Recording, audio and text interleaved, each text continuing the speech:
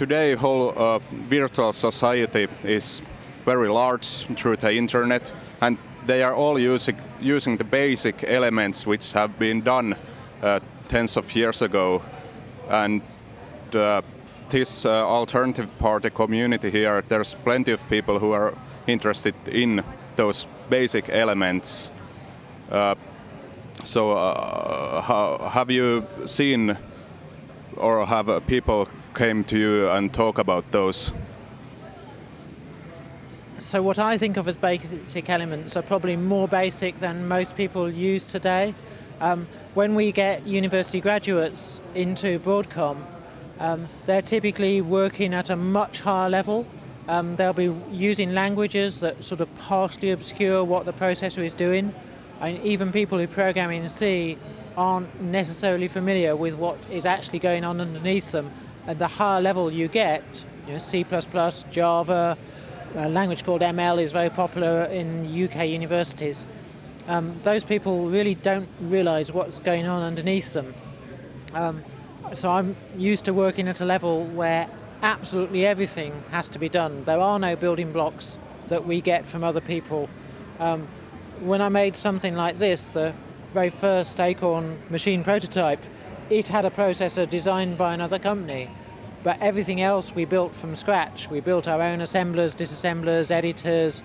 We went on to write basic interpreters, the operating systems, and so on. And I've always worked like that.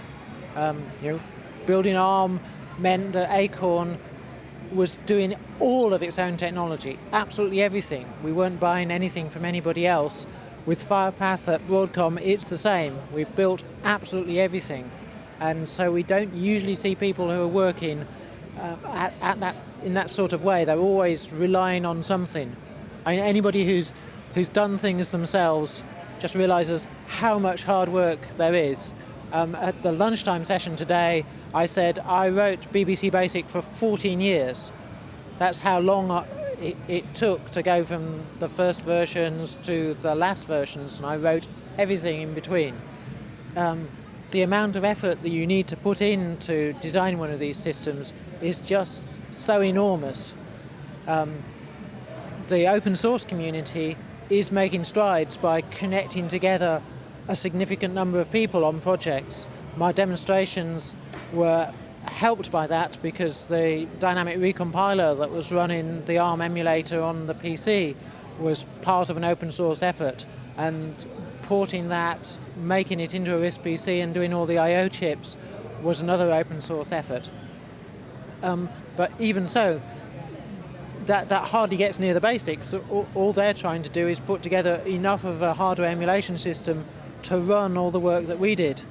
Doing all of that work from scratch is just a huge amount of work, and I don't see too many open source teams that are that big. It's such a lot of effort. On Thursday, this was a big empty space which could be filled with anything. How do you feel now?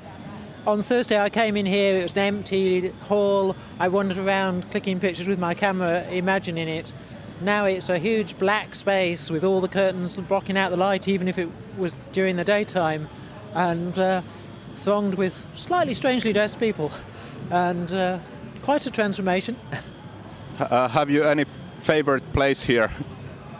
I liked watching people go into that big mouth thing. That was strange.